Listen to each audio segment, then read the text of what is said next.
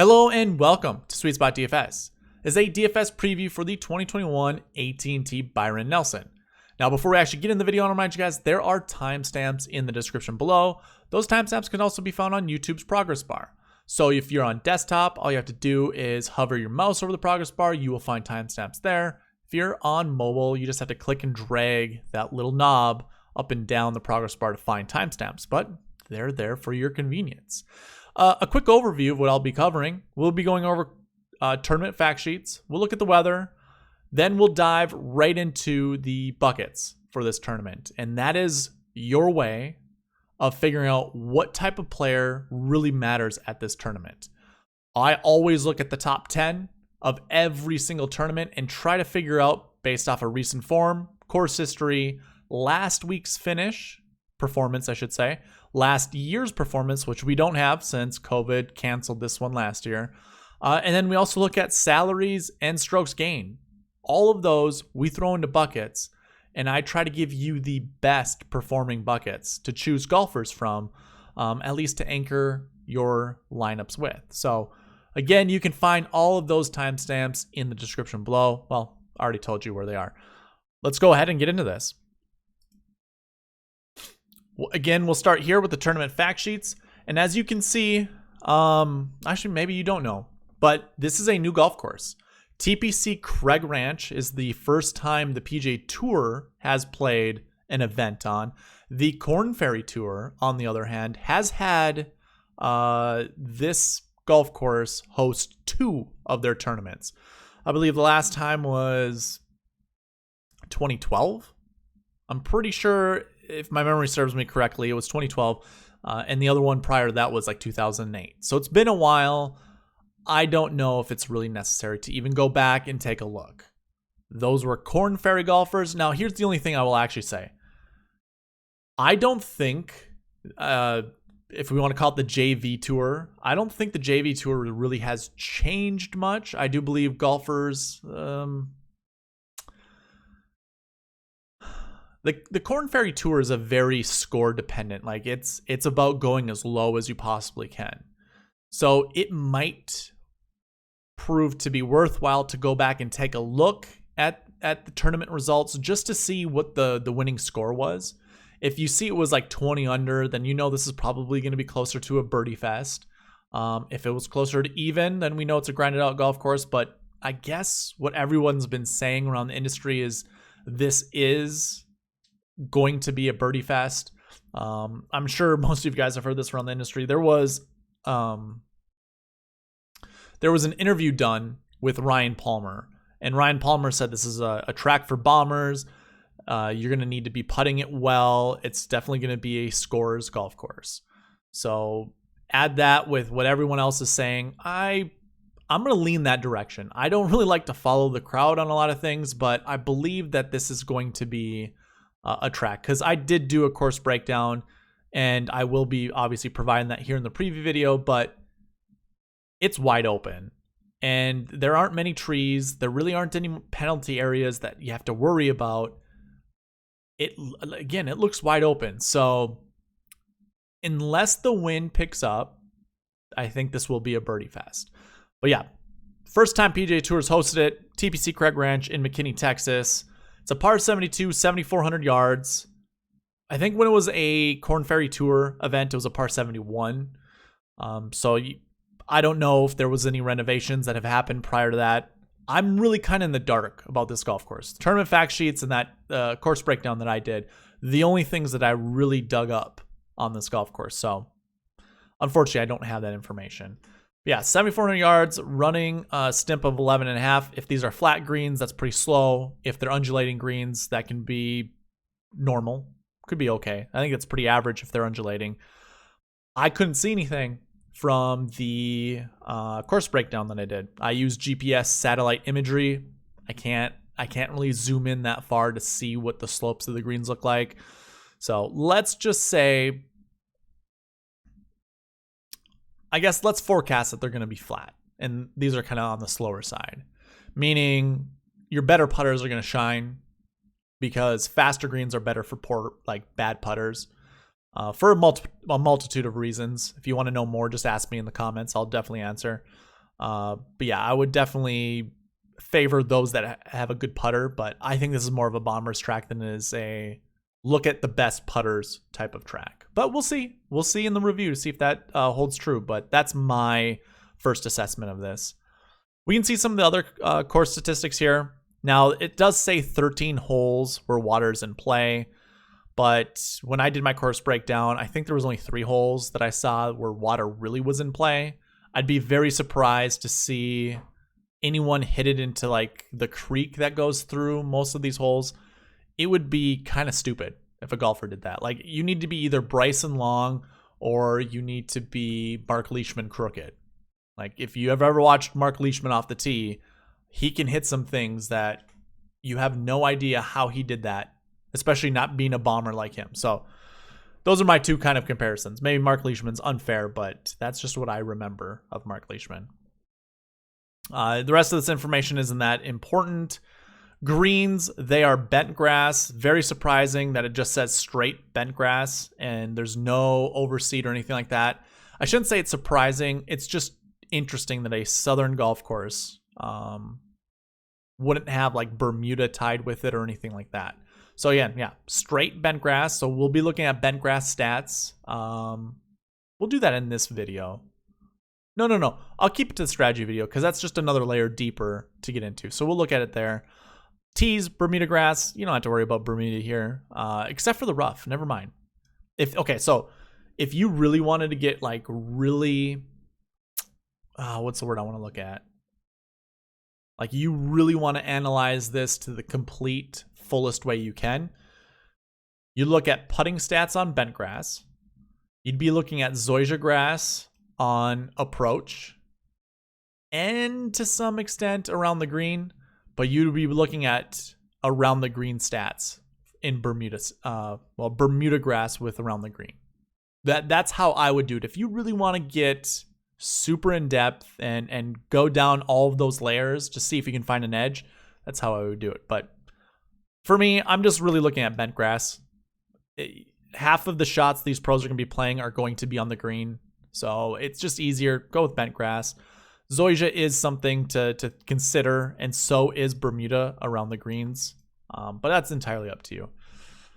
You can see some of the additional notes here. There's some that are just pointless, like this one here. The maintenance crew has 3 student interns. The reason you see these additional notes is that's because the greenskeeper wanted to add that for a multitude of reasons, or maybe just one reason, but it could be several different reasons. 1, he wants to honor them. 2, he wants you to know if there's anything wrong with the golf course, it's because he has 3 interns. But I feel like it's one of those 2. Could be other reasons, but I think it's probably one of those 2. Okay, here we go.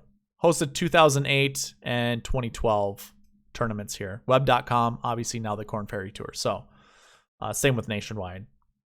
But yeah, architect Tom Weiskopf. I don't really remember any of the golf courses. Eventually, when I get my database up and running, we'll have all the course architects. We can take looks at golf courses on tour that have him as an architect. I don't think there are many, so it's going to be really difficult to even like parse through that information and it be, that valuable. But this was your tournament fact sheet. Let's go ahead, get into the weather. As you can see, McKinney, Texas, I have up. Really all we care about is Thursday and Friday, what the temp is going to be, but more so what the wind is going to do. So I always advise, and everybody else in the industry does this, always check Wednesday night to see what the weather's going to be like. Now, last week at the Wells Fargo Championship, there was a huge advantage of being in one stack over the other. The PM AM stack, so Thursday golfers that are going out in the afternoon and then had a turnaround tee time in the morning, they had a 2-stroke advantage over the Thursday AM golfers, Friday PM golfers. And that's because the wind was blowing a little bit. Well, it was blowing pretty hard on Friday. And just that difference, and we even talked about in the preview of last week's tournament, as it looks like right now, back then, I should say during the Wells Fargo Championship, I said that as it looked then, there might be a little bit of an advantage, but always check back Wednesday. Well, let's take a look. Do we see the same thing here? Thursday, we have winds 5 to 10 miles an hour. Doesn't look like very big, so already favoring Thursday PM wave. What does Friday look like? Winds pick up a little bit. So if you're a little worried that this could turn out to be a lot like the Wells Fargo Championship, then I would say favor the Thursday PM, Friday AM. But I think that just in general has the better benefits. As a competitive golfer, I like to wake up after my round of golf, not have to wait around too long, get out there and either carry on what I was just doing well during my Thursday round, or if I played bad on Thursday, went to the range, figured something out, I want to get on the golf course as quick as possible just to do it, as opposed to spend more time thinking about it on, Friday afternoon or Friday morning heading into the afternoon. So I think we're looking at another PM AM advantage, just slightly. Again, come back Wednesday, take a look at what the wind's going to do, and go from there.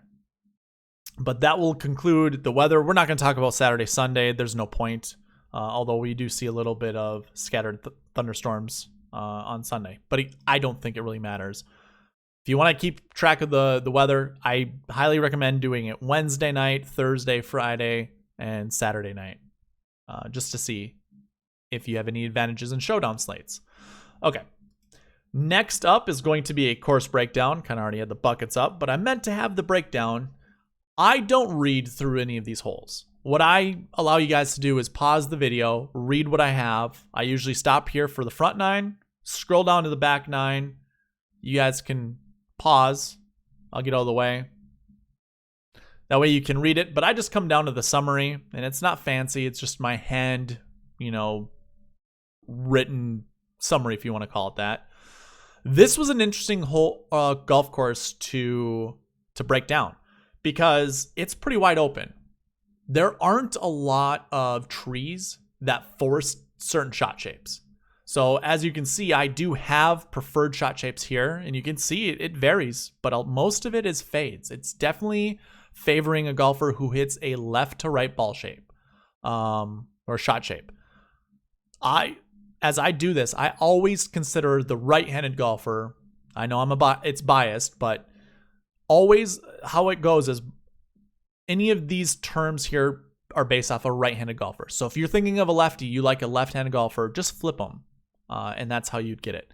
But it favors fades. A lot of greens are, what's the right term? They sit diagonally to the fairway. And a lot of them are shaped they sit in a way that benefits a fade golfer. So it goes from short left to long right, if you can think of what that looks like. Where the shortest part of the green is on the left side, the longest part of the green or the furthest away would be on the right side. So it just sits diagonally from front left to back right. We see that a lot here, especially on the par 5s. So it's definitely an advantage to do that, or to have that shot shape heading into the par 5s gives you the best opportunity for eagle opportunities. And really, when it comes down to DraftKings, we are looking for that. Eagles, you can make an eagle and a birdie is better than 3 birdies together. I know like an eagle and 2 pars are not better than 3 birdies because you get that 3+ bonus, or that 3 birdie bonus. But either way, we want to have the most opportunities to make eagles with the players we choose.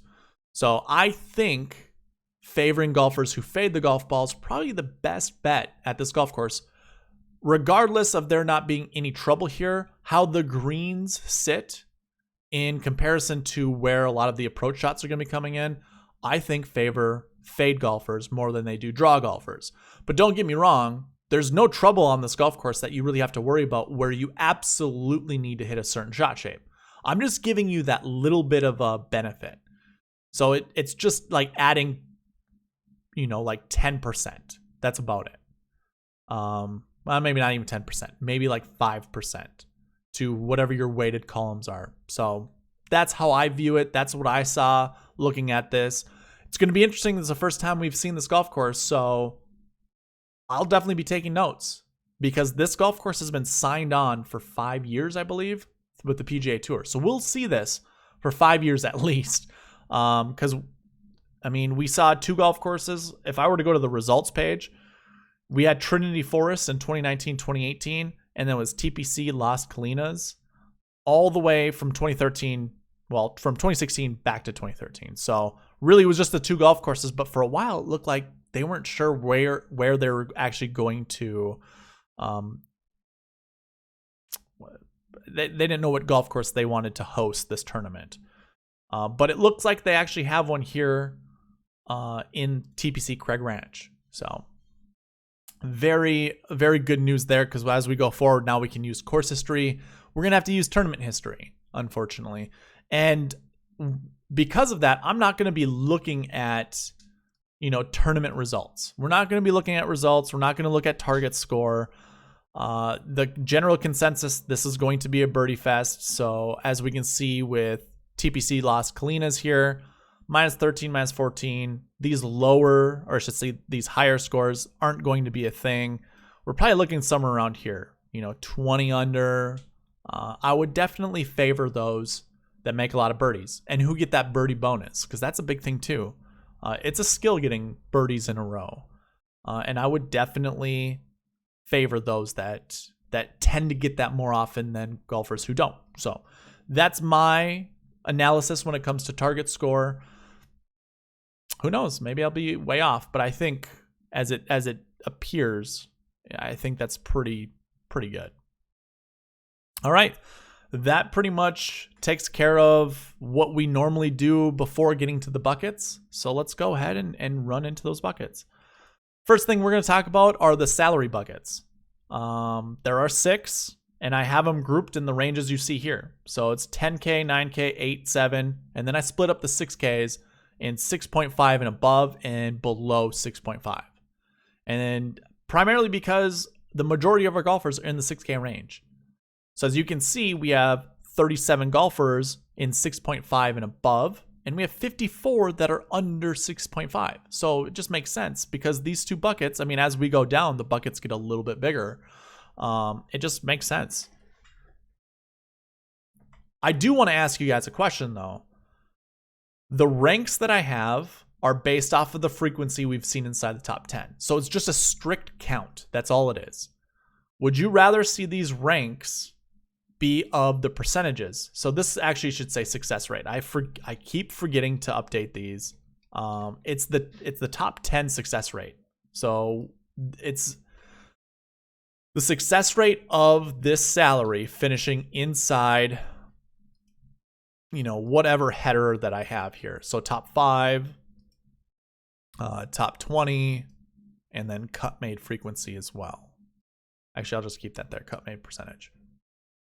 Would you rather go by the success rate, or do you think, going by the frequency, the count, how many times it has happened, as opposed to the quality of times it's happened, if that makes sense? Let me know in the comment section below. I am curious how you guys would rather see that information drawn. But as we look at this, it's really surprising that our 10K range is, well, I guess it isn't surprising. We saw this kind of at the Wells Fargo. I think it was like the 4th ranked bucket, if I remember correctly. And then at the Wells Fargo, this was like the 6th ranked bucket. Yeah, we've only had 2. This is a tournament where our 10K and above golfers typically do not play that well. There's one new piece of information that I haven't figured out how I'm going to do this, but I am now keeping track of the strength of field.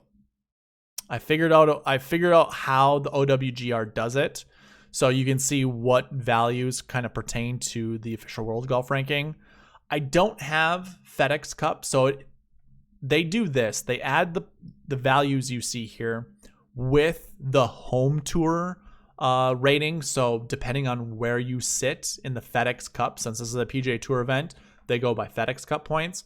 So they'll take the FedEx Cup standings and, give X amount of points for the number 1 guy in the field, the number 2, so on and so forth. Very similar to how they do it with this, but I don't have that, and I think I'm just going to avoid doing that. That's just I don't know if that's really that important to look at. I think just the OWGR is good enough for me. So this is how we're going to do with strength of field. 276 is everyone added up in this field. Last week at the Wells Fargo Championship, we had a score of 442, I believe. It was like 442 or 440. It was 440 something. So you can see this field in this event is almost well, not exactly. It's almost half of that. It's a good 170 points below. So it's going to be really interesting trying to determine how does strength of field impact salaries finishing inside the top 10. Because you could think of it two ways. One is the best golfers, who are typically the 10K golfers, are just going to be that much better than anyone else in the field. Therefore, they have more of an advantage. Because I can't tell you what the rest of the 10K golfers really were. I didn't do this OWGR rating before. So I have no idea what the strength of fields were for the 2019 or 2018 and 2017. Those are all the years I have salaries for this. I don't know those 3 years what the strength of field were. But going forward, it'll be interesting to kind of figure this out. Because if it's, strength of field being as low as it is, does the cream rise further to the top? Or does it kind of bring things down and give the opportunity for those 6K golfers to shine through? Because if you think about it, strength of field being lower means every field, every salary bucket, I should say, is going to be weaker. Because again, depending on who's in the field, obviously, but if you have the number 2, number 3, number 4 ranked golfer in this field, they are going to boost that strength of field considerably, as opposed to golfers somewhere between 50 and 100 being here. So your 7K your 8K golfers are still going to be decent, but it's going to dip. 7K will probably be typically your 6K in tournaments where the strength of field is higher, so on and so forth. So I'm not going to go too far into that, but that is just food for thought. It's definitely, I'm going to be thinking about it.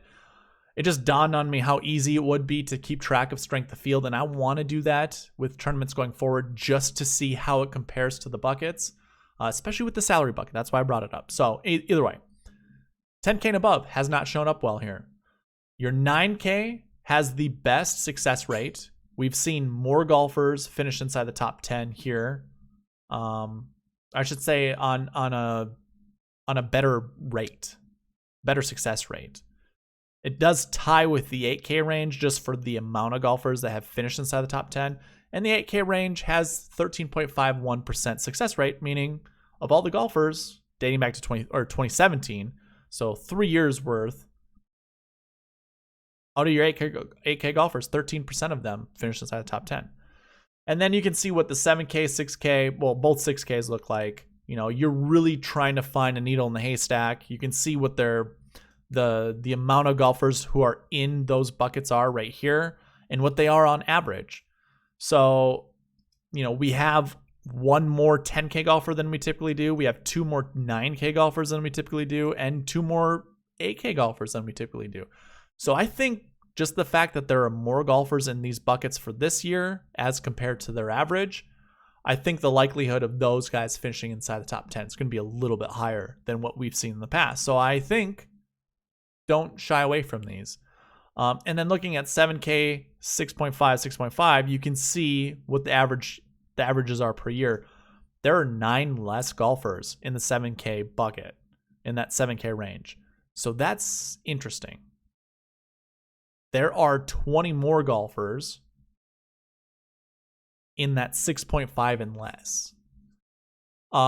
This is interesting. This is going to be really difficult to try to figure out. So this 2.34% success rate, when you multiply that into that 54, that's what the projected number comes out as. Even with 20 more golfers, we're still only projecting 1 golfer from this bucket finishing inside the top 10. 1 out of 50. Those odds are difficult to go by. I really don't want to touch this range whatsoever. I don't care You know, if one of these golfers does finish inside the top 10, I guess I will if it's the only 6K golfer, but I would much rather dig out of this one. It's not that much better, but they're less golfers you have to choose from, and it's probably easier. You probably know exactly which one you want to choose, or at least you probably have a smaller group of 6K golfers that you want to choose from. So that's my long-winded explanation of these salary buckets. That was a little bit longer than I wanted to, but hey, it's all right. It's going to be interesting looking with strength of field. From here, what I'm going to go to is actually go to strokes gained. Now, strokes gained, the rankings are always going to be static. These do not change. Usually throughout my tournaments, these bucket numbers change based off of the tournament findings, basically. But I have my strokes gained buckets always ranked in this way. So your strokes gained bucket 1 golfers are every stat, every major stroke gain stat. So off the tee, approach, around the green, and putting, those 4 major stats, they're all positive. Strokes gained 2, off the tee has to be positive, putting has to be positive, and then one of the approach or around the green stats have to be negative. They don't both have to be negative, just one of them does, because that differentiates them from the strokes gained bucket 1 golfers. So that's the difference between these 2 buckets. I know I get some questions on that sometimes, but that's one way to tell. Strokes gained bucket 3, off the tee is positive, putting is negative. I don't care about the other 2 stats. Strokes gained bucket 4, off the tee is negative, putting is positive, and I don't care about the other 2 stats. In fact, I don't care about the other 2 stats for buckets 3 through 6. So approach and around the green, I don't look at whatsoever. I don't create buckets out of those. Strokes gained 5 is negative off the tee and negative putting, and strokes gained 6 is no strokes gained stats. Now, currently I have this set up where I look at PGA stats, and it's all based off of if they give me strokes gained stats. If they don't, those golfers fit under this bucket. Now, some of you guys have reached out to me and say, well, hey, I've got stats for these guys at their European events or during the few times that they've played during this calendar year, because that's what this is also looking at. Forgot to mention that. Just looking at the calendar year for strokes gained stats. This season, the 2021 season, where, yeah, some of these golfers you're going to see did play and did accrue strokes gained stats. But I think if I go forward with this, doing it this way with strokes gained buckets, I'm going to say there has to be a requirement. You have to play X amount of events over the last X months. So for instance, you would need to play at least 2 events over the last 8 weeks in order to not be in the strokes gained bucket 6 bucket. So that's kind of how I'm thinking about it, because it's going to be a short period of time that I'll go back, and I do want my golfers to at least have 1 or 2 events under their belt. Maybe I'll go back a little bit further, maybe 3 months, and if they have at least, no, I think it's going to still be 2. I just don't see the point of going further back than 2 months. So it's going to be something like that. So no matter what, we are going to see golfers in this bucket regardless if they've played this year or not. It all depends on when was the last time they played. So either way, those are the 6 buckets. I only have 1 year of data. I don't think it's really worth talking about this. I know I just went through that whole thing, but I guess the one thing I will say, I only have 1 year of data, 2019, that these stats show up like this. So we had 1 golfer that had all of their stats positive, finished inside the top 10. Then we had 4 out of the strokes gained bucket 2. We had 4 out of the strokes gained bucket 3 guys. 1 and 1 for 4 and 5. Typically, you only see 1 out of these 2. You see up to 1. Usually how I have my rules set is 1 to 3 guys out of this bucket, 1 to 3 guys out of this one, also 1 to 3 out of this one. So, at a minimum, play 3 golfers from either of these groups, but I always like to kind of make sure we play 1 from each. Last week, we didn't have any strokes gained bucket 2 golfers, but we had 4 strokes gained bucket 1 golfers. And then we had like 3 or 4 strokes gained bucket 3 golfers. So it can vary like that as well. But yeah, out of these guys, so we have 94 golfers in these 3 buckets. Out of those 94, I'm just going to choose 2. Like, I'm really probably staying away from this bucket so we can get rid of 26 golfers. But 5 and 4, I'm going to grab maybe one each. I'm never playing more than 2 out of any of these groups. I'm totally comfortable doing that. So when you are doing your analysis, or your research or anything like that on whatever PGA tools you use, when you're figuring it out, if you do see golfers falling under these buckets, think twice. So anyways, that's how I'm going to be doing it. Should we take a look at the strokes gained bucket golfers? I didn't do it with salaries, but we can go ahead and take a look at strokes gained buckets. I mean, you can see what your 10K and above golfers are.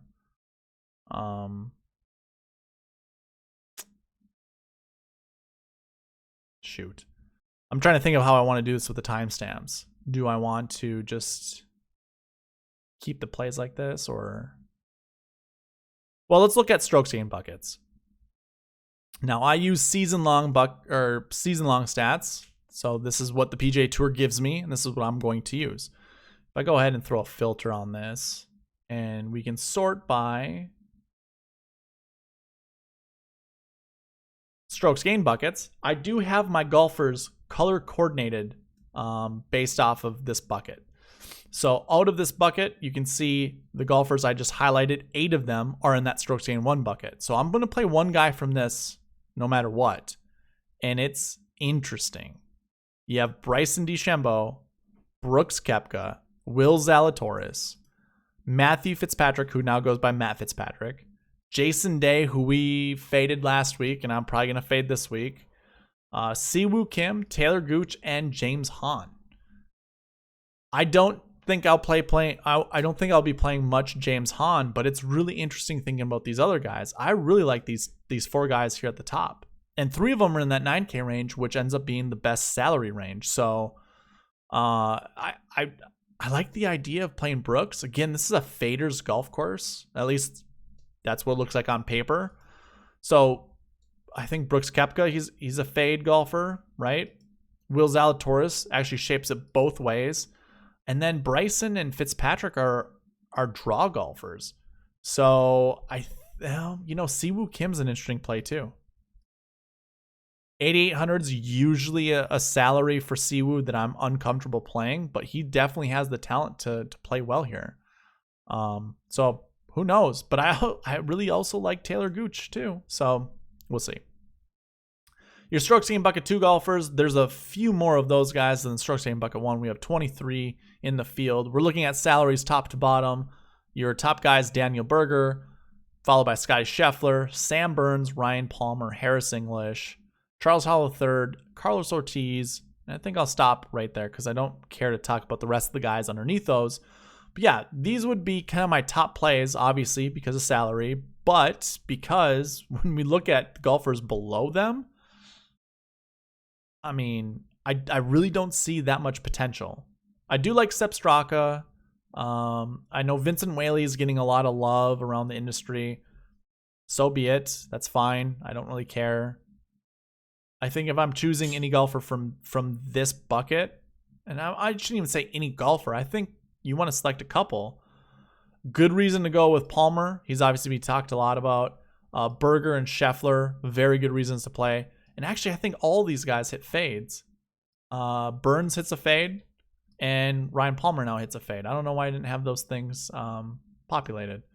Obviously, I need to go through this and double check my golfers, but yeah, I think we could play any of these 10 to 9K golfers. I think they're going to be great to choose from. So when it comes to strokes gained bucket 2 golfers, those are great guys. Going down to strokes gained bucket 3, we have Jon Rahm, and Jon Rahm is one of my favorite players. He just barely has negative putting stats, but he could be a strokes gained 1 golfer, very easy. And Hideki Matsuyama right there too, your Masters champion. Those 2 guys, 10K and above. I mean, if this is where you want to spend your 10K, which I do, I definitely want to live here with Jon Rahm, one of my favorite golfers in the field this week, especially following a missed cut the week before. And we'll get into the last week buckets, but that is a preferred bucket to choose from. So John Rahm, I think, is a great play. Hideki Matsuyama's here. Sergio, I think those are two good plays as well. And then we kind of go into very risky territory, in my opinion. Sergio, I mean, I guess maybe it's sour grapes with me. I've been unlucky with Sergio. Like, I have good lineups where he misses the cut, and then where I don't play him, he makes the cut and finishes top 10. So there's something weird there whenever I think of playing Sergio. He just doesn't do well, and obviously when I don't, he does. This week I'm like favoring playing him, so maybe that's where we just avoid him. Luke List, 8,400, had a great showing last week. I don't know how I feel about playing him. He definitely fades the golf ball as well, as does Mr. Aaron Wise. So we have a bunch of fade golfers here. But yeah, this is risky. To me, I don't trust Luke List. I don't trust Aaron Wise. I don't trust Cameron Champ. Keith Mitchell, he's very streaky. I know there's a lot of love out there. You know, Brant Snedeker said something about how, you know, this guy is the real deal and yada, yada, yada, whatever. I don't know. I just don't trust him. I've played him enough times to know that, yeah, he does have potential, but he also can blow up at any point in time. So, like Keith Mitchell, but just don't trust him. Obviously, don't trust Ricky. He's been not good recently. Sebastian Munoz, same way.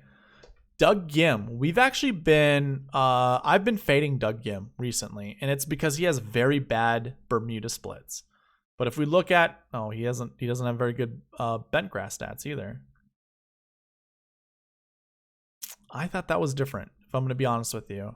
I think what happened, why I think that is, he was top 10 at the Players' Championship and then just faltered that last round, like vaulted down very quickly. So that's why he doesn't have any top 10s, and that's why his overall bent isn't very good. But he was really bad on Bermuda. I think he was worse on Bermuda than he was on bent grass. I kind of like Doug Gim this week, so I'll probably play him. And the rest of these guys, again, I don't really trust, so I'm not going to continue talking about them.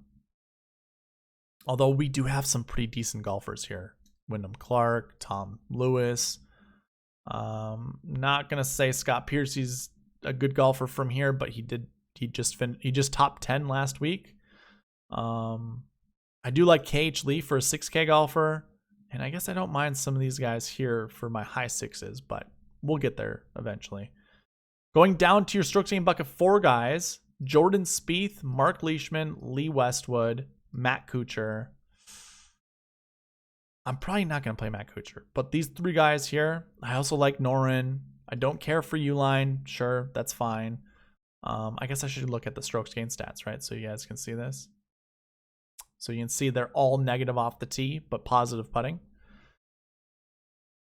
Interesting group, honestly. I don't have one take or another on some of these guys. I don't mind Spieth. Spieth has turned it around. He is the #1 ranked golfer in my model. So yeah, I don't mind Spieth. I don't care for Leishman, but he's the 4th ranked model or guy in my model. So whatever.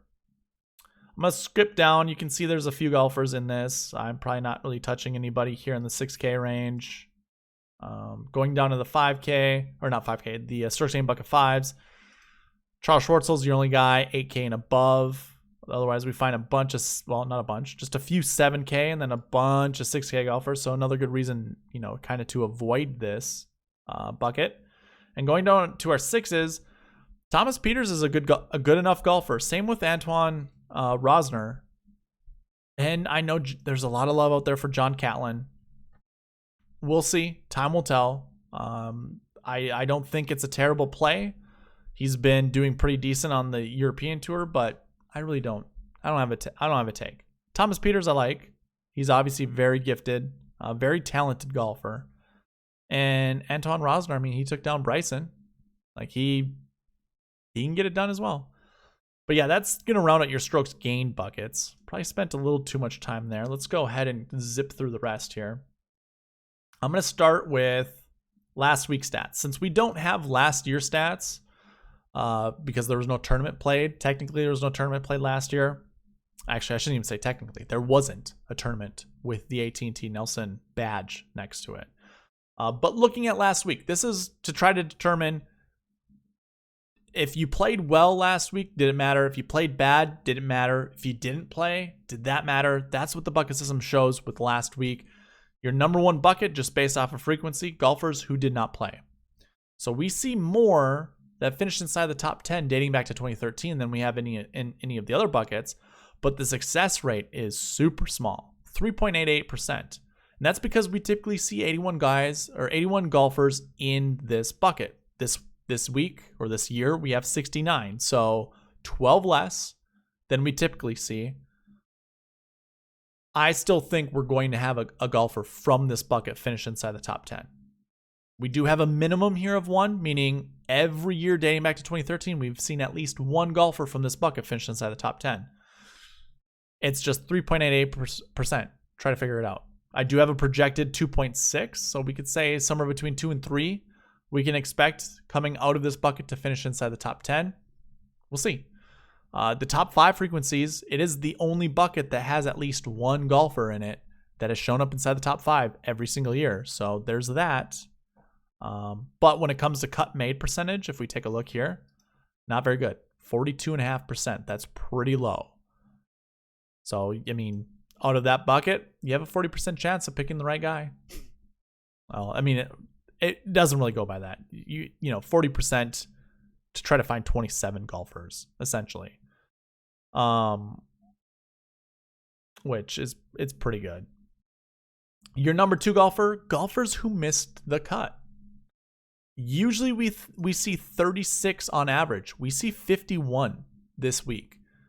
I think this is a bucket you can go ahead and hammer down. Guess what? Jon Rahm is in this bucket.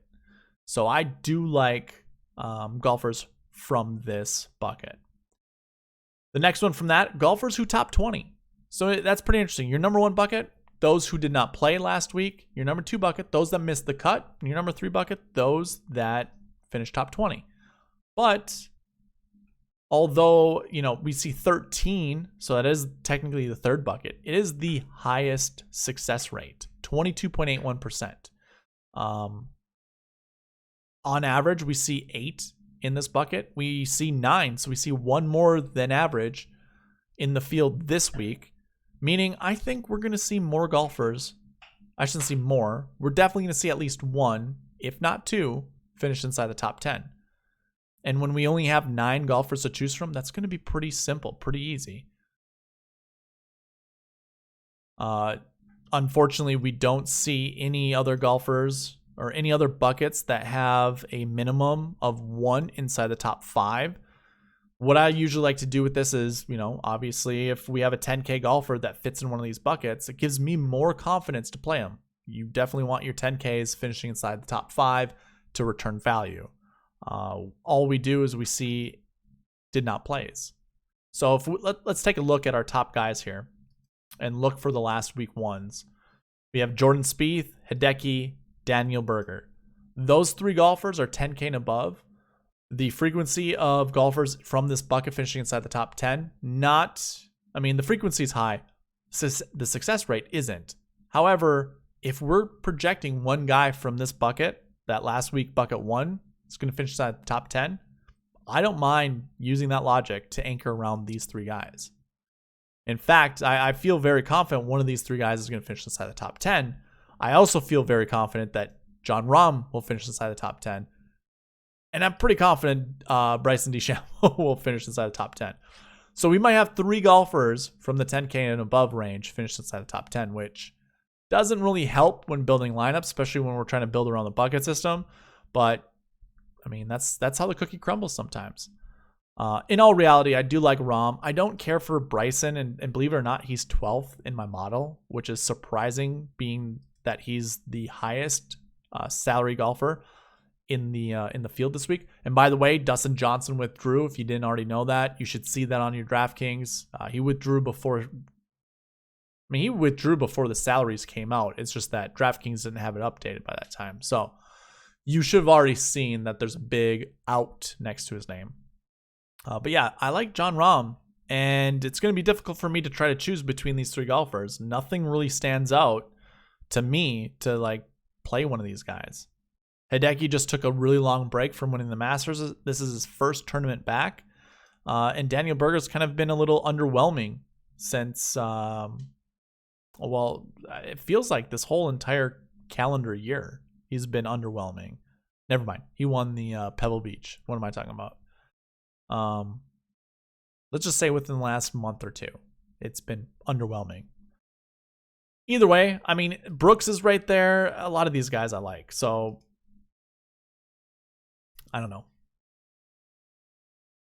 Were any of those guys threes? What were we? Oh, we were looking at the did not play ones. Okay.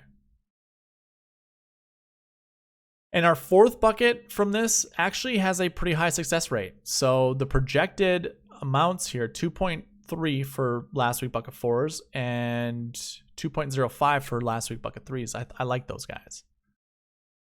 Let's actually go ahead. You know what? Let's take a look. I do want to show you the best guys from those ranges. So we're going to look at threes and fours just because those are our highest success rates. Here we go. Last week finish. Actually, what do we want to look at? We want to look at threes first. So when we look at threes, these are top 20s from last week. Pretty good list of golfers here. Probably not terrible to anchor some of your lineups around Bryson, although I was just kind of shit talking him. But oh man. This is interesting. If I'm being honest with you, I don't like a lot of these guys.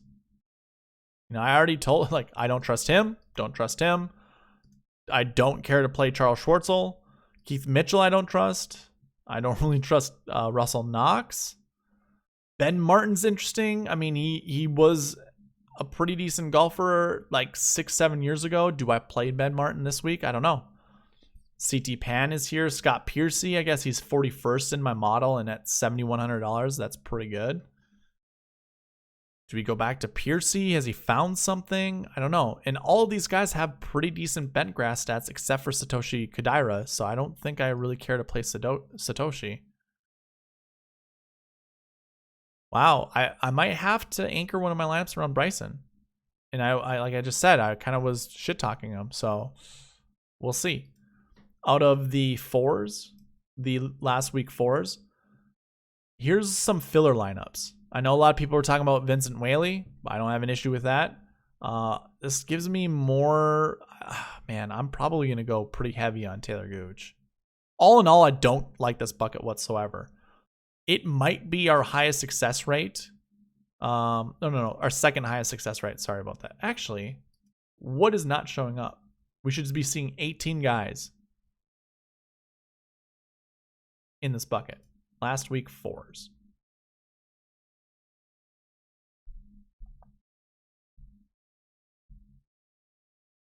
Let me see something. I hope the fours aren't. Okay, no, they're not. So do I have a filter somewhere else that I don't know about?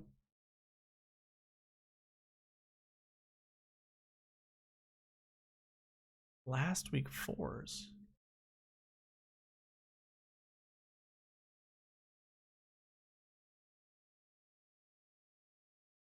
Bear with me here. Okay, so we're counting wrong for some reason. Should only see 6. Or unless you guys see something I don't.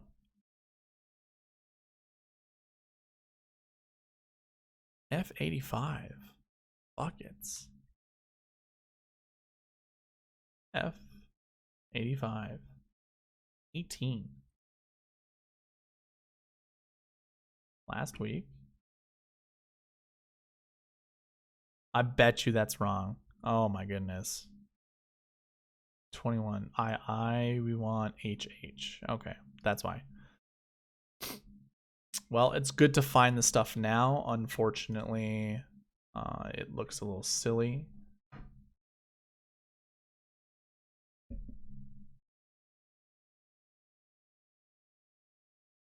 Perfect. G and D. G and D. Okay, that looks good. We're good. So now it is updated. There we go.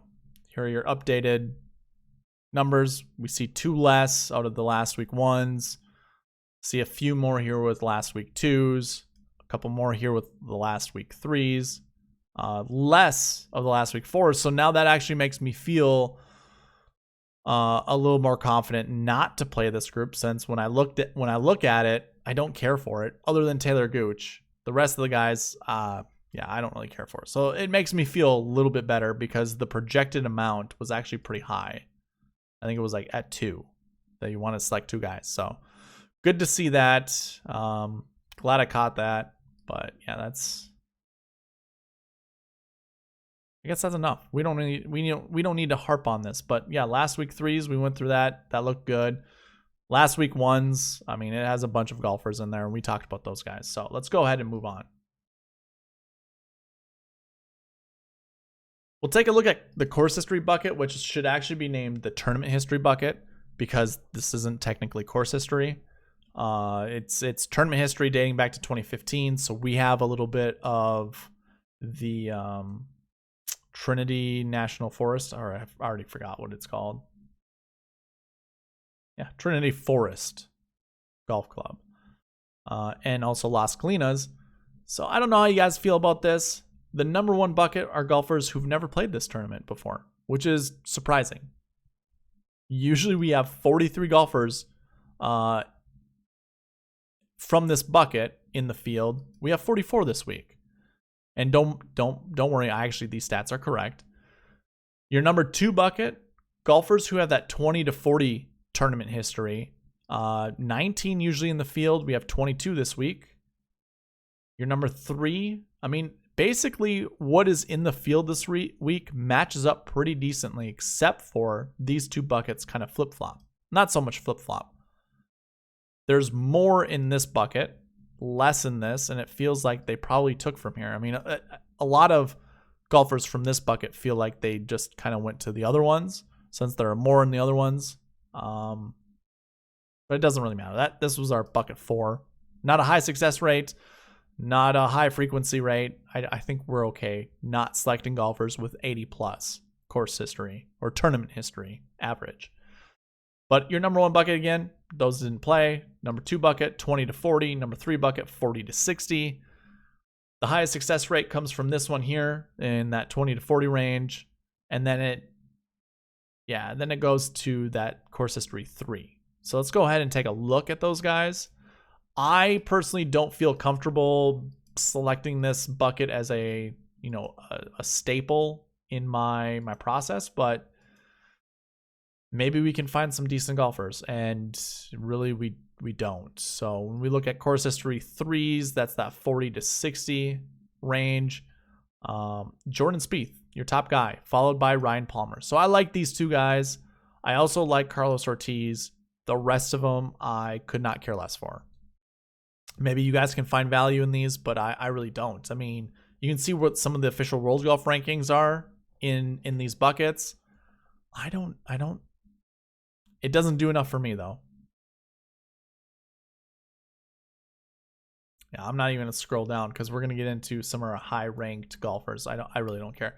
So yeah, Spieth and Palmer, those are guys that I like. And Spieth now, this is the second bucket that we've kind of showcased as one of the higher buckets to choose from. So maybe Spieth is a good anchor play.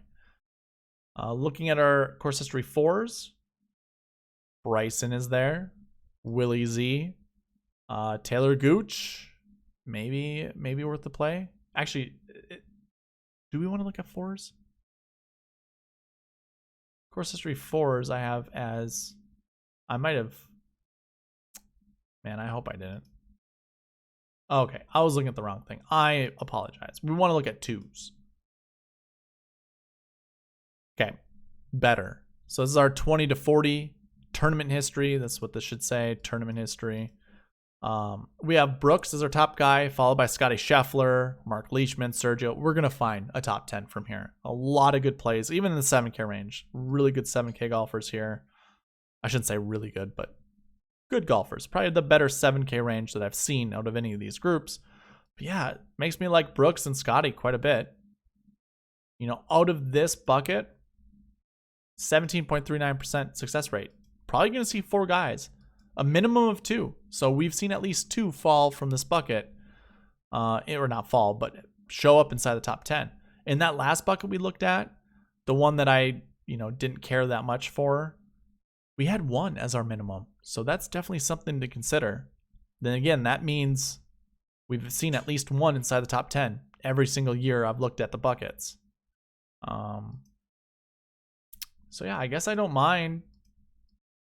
I mean, it's these top guys, right? Spieth and Palmer, I like quite a bit. I don't mind Carlos Ortiz either. Yeah, some good plays. Let's go ahead and move to the last bucket, which is our recent form buckets. Our number 1 bucket, 40 to 60, followed by 60 to 80. So really golfers that are coming in with not the greatest form have been showing up inside the top 10 quite a bit. Now, a lot of that also has to do because they're volume-driven buckets. So you can see, on average, we see 46 golfers out of this bucket, this recent form 1 bucket, that 40 to 60 average finishing position. We've seen quite a bit, but the success rate's 9.89%, which actually isn't terrible, but it's very volume driven. There's 46 on average. We see 39 this week. And my recent form goes back 8 years, or not 8 years, 8 weeks. Can't talk. Goes back 8 weeks. So that's all I look back. I don't look at the last 8 rounds. I don't look at anything like that. Just goes back to the last 8 weeks. So whatever their average finishing position, that's where they fall in these buckets. Recent form bucket 2, 60 to 80. On average, we see 47 in this bucket. We see 44 this week. 6.5% success rate. 2.89 we project. And those 2 buckets I just said, we have at least a minimum of 1 or 2 finishing inside the top 5. So let's take a look at who our recent form 1 and 2 golfers are.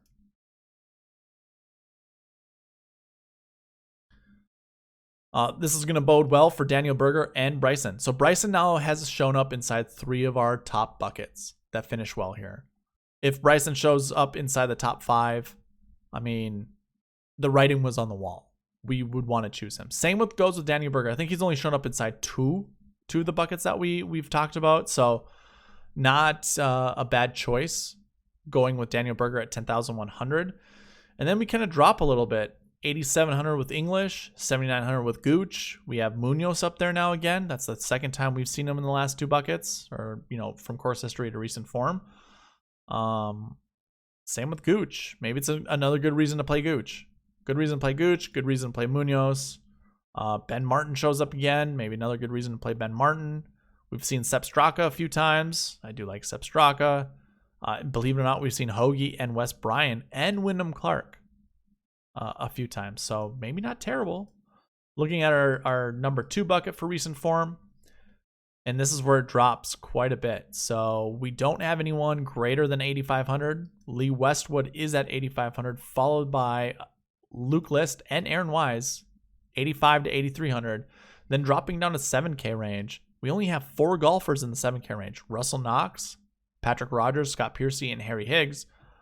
I don't care for any of those guys, if I'm being completely honest with you. And then it goes down from there into the 6K range, and it drops fast. So this bucket, let's see, hold on. Recent form 2s, we usually see 1 finish inside the top 5. Are we going to this week? Maybe Luke List continues his hot streak. Maybe Lee Westwood, being the number 23rd golfer in the world. Maybe he shows up here and plays really good golf. Maybe he wins a tournament. Who knows?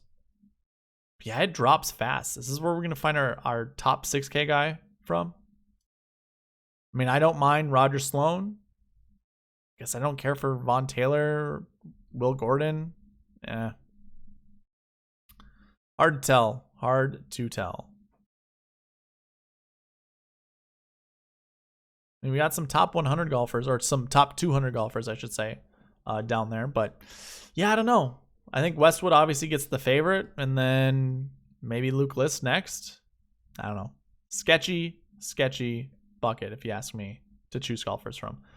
And then 3 and 4, our highest success rates, especially recent form 4. This is where we anchored our lineups with last week and did really well. This wasn't the one we found Rory in, but man, I can't remember who was in this bucket. We had 2 golfers, I think, show up. Abraham Anser and Victor Hovland, I believe, that showed up inside this bucket. So maybe we find 2 golfers from here. Spieth shows up once again. Spieth's been all over. All the buckets we've looked at, he's been in. And John Rahm also. So those 2 golfers, Spieth, Rahm, Bryson. Maybe this is a week where I anchor around like 4 or 5 golfers up in that 10. I don't mind any of the 10K guys, if I'm being quite honest. And then looking at recent form 3, is that what we just did?